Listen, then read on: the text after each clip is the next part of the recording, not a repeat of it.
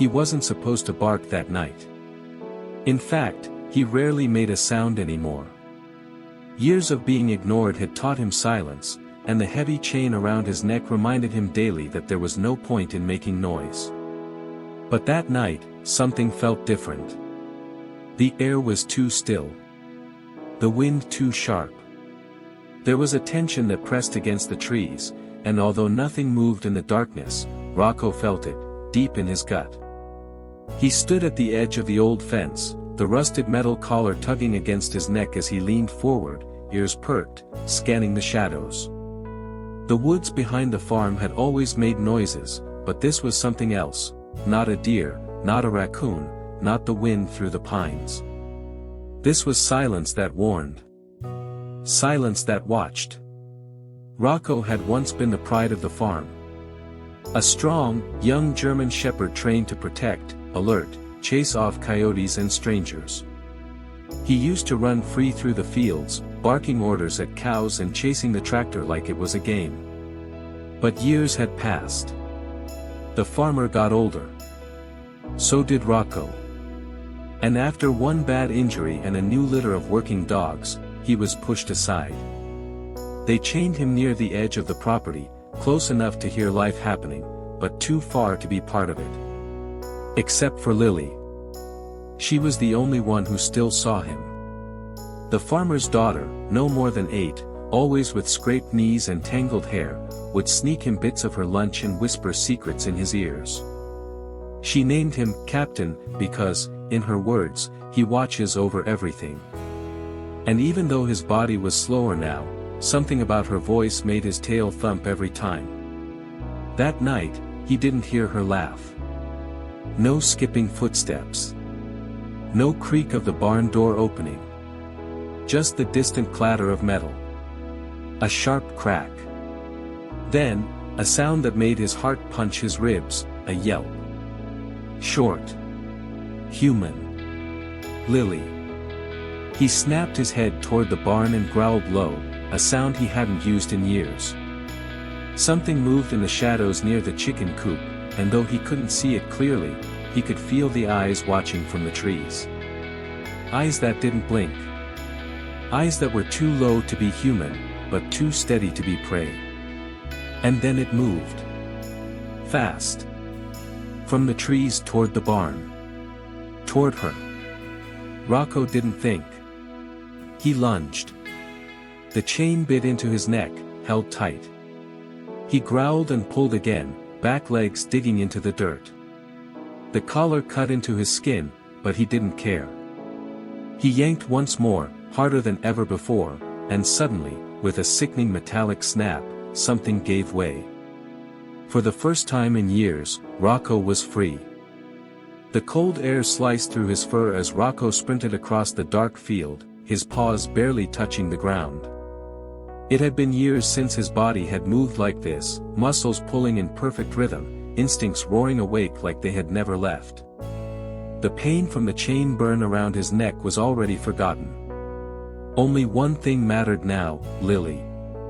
He raced past the old tractor, the shadows of the barn growing larger with every step.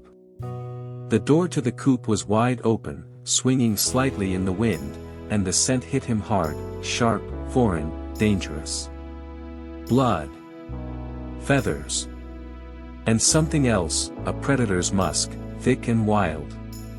He didn't slow down. Inside, the chickens were gone. Some feathers still floated in the air, caught in the moonlight. There were claw marks on the wooden frame, and just beyond the door, a trail of fresh paw prints leading to the barn. Rocco paused only for a heartbeat, nose to the ground, before he took off again. The barn door was cracked open just enough for a small child to slip through, or something following her. As he pushed it open with his nose, the hinges creaked. The scent inside was strong now. Lily's scent, yes. But something else, heavier. Pacing. Waiting. Then he saw her. She was in the loft, barefoot and wide-eyed, crouched behind a pile of hay.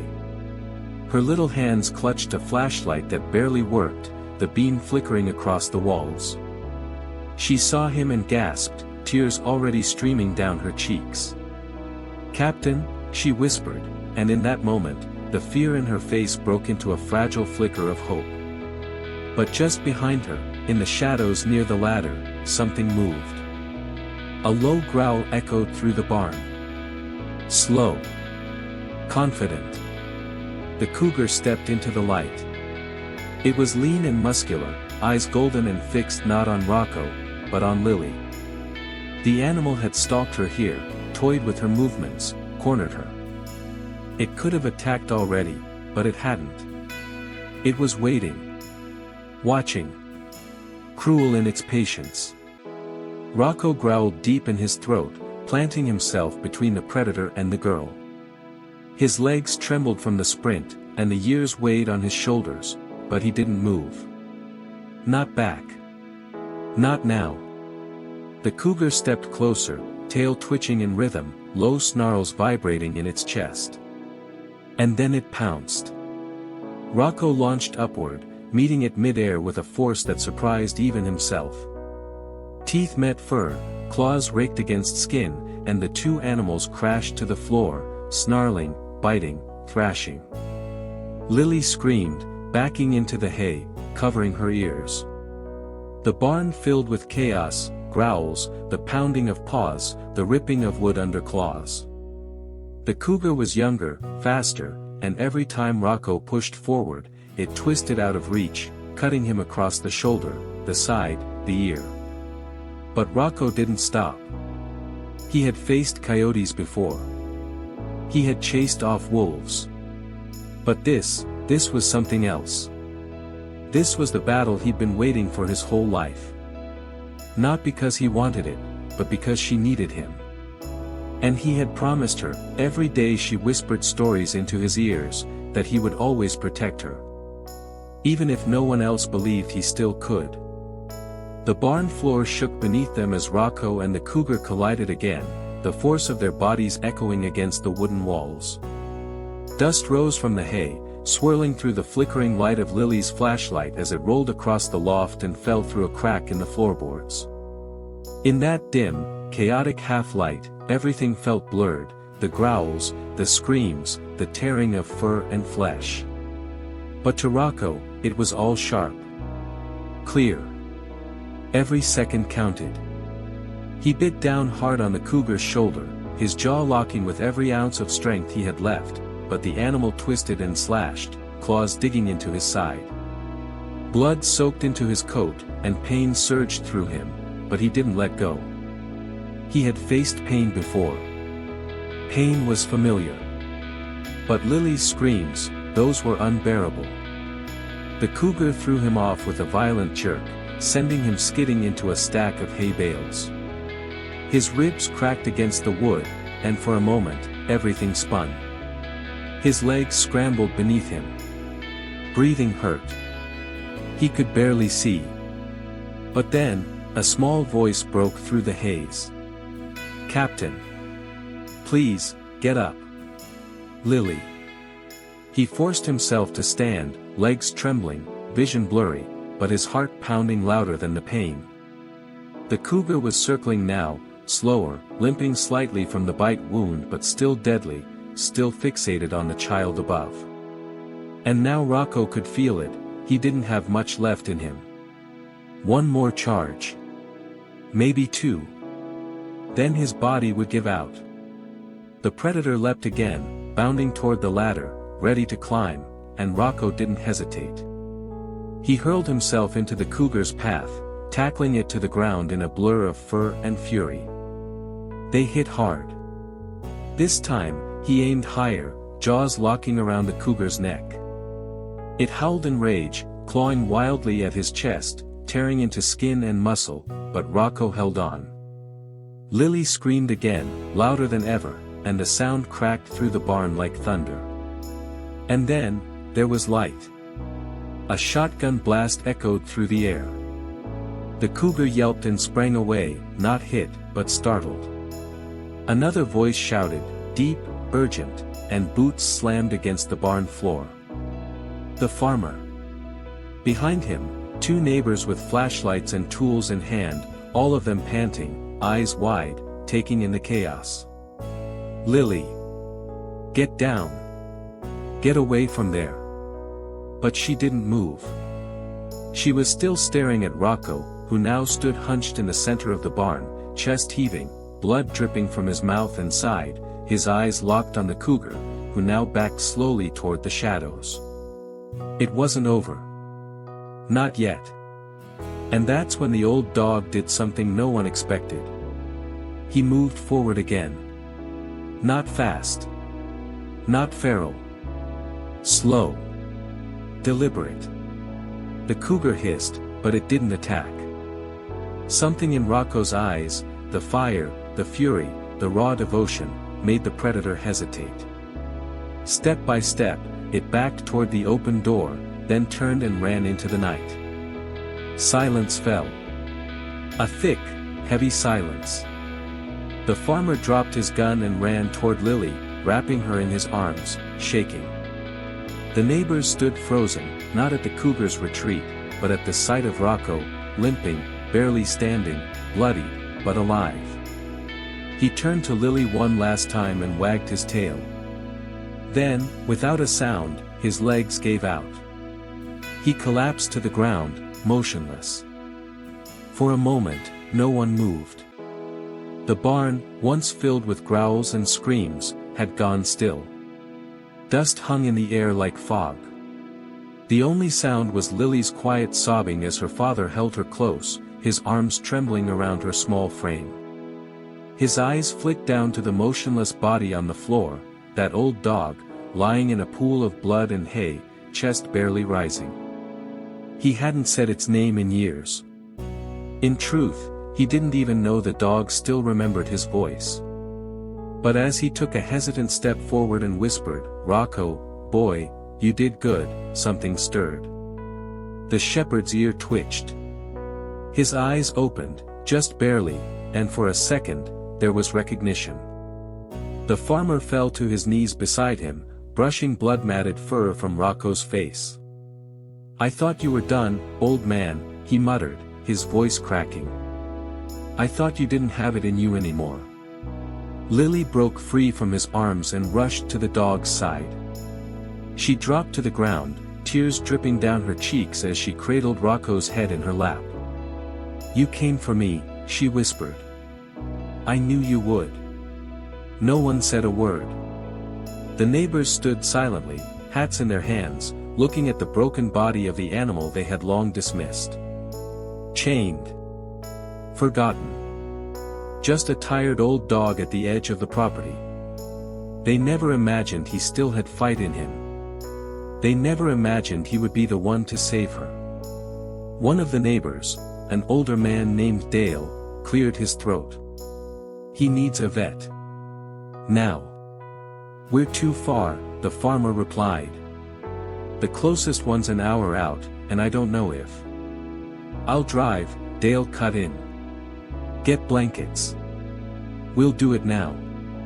They lifted Rocco carefully, wrapping him in flannel and setting him in the back of Dale's truck. Lily refused to leave his side. She climbed in with him, her tiny hand resting gently on his chest, as if willing his heart to keep beating. The drive was quiet, tense, every bump in the road sending pain through Rocco's body. But he didn't whimper. Didn't cry. His eyes stayed half-closed, but he never let go of Lily's scent, her presence, her warmth beside him. At the clinic, the vet rushed them inside. There were gasps when they saw the wounds, deep lacerations, blood loss, internal injuries. The vet shook his head.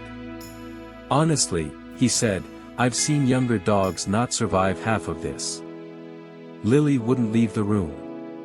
She sat on the floor while they worked, holding one of Rocco's paws the entire time, whispering stories like she used to, about the farm, her favorite tree, how she once saw a rainbow so close she thought she could touch it.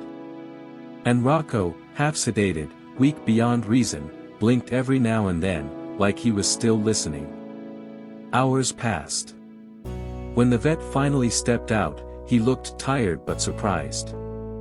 "I don't know how," he said. But he's holding on. Lily smiled through tears. Because he promised me he would. And just then, something changed. The farmer stepped forward, kneeling beside his daughter and looking at the dog not like a tool or a burden, but like a being who had given everything for them. From now on, he said quietly, no more chains. The days that followed moved slowly, like the farm itself was holding its breath. Rocco remained at the clinic under careful watch. There were nights when even the vet thought he wouldn't make it, when his breathing grew shallow and his body refused food. But every time the staff considered giving up, Lily showed up. She'd sit by his side, reading to him, humming softly, her fingers gently stroking the patch of fur behind his ear, the one spot he never let anyone else touch. And each time, without fail, his tail gave the faintest thump against the blanket. Word spread quickly. The neighbors who once saw Rocco as just another aging dog began visiting, bringing treats and blankets, asking about the hero dog. Dale came by daily, always with black coffee for the vet and something meaty wrapped in a napkin for Rocco. Even the sheriff passed through one afternoon, tipping his hat and saying, he deserves a medal. Hell, he deserves more than that. Back on the farm, things had changed too. The chain was gone. In its place, just an empty post and a patch of worn dirt, left untouched, like a memorial. The barn had been reinforced. Lights were installed. And most notably, the farmer, a man who once walked past Rocco without a glance, had built something new beside the house, a fenced area with soft grass, a covered shelter, and a view that stretched all the way to the woods. When Rocco finally returned home, thinner, stitched, and still limping, he didn't walk alone. Lily was at his side, holding the leash gently, not because she needed to control him, but because she wanted to guide him to where he now belonged. The first time he stepped onto the grass, he paused.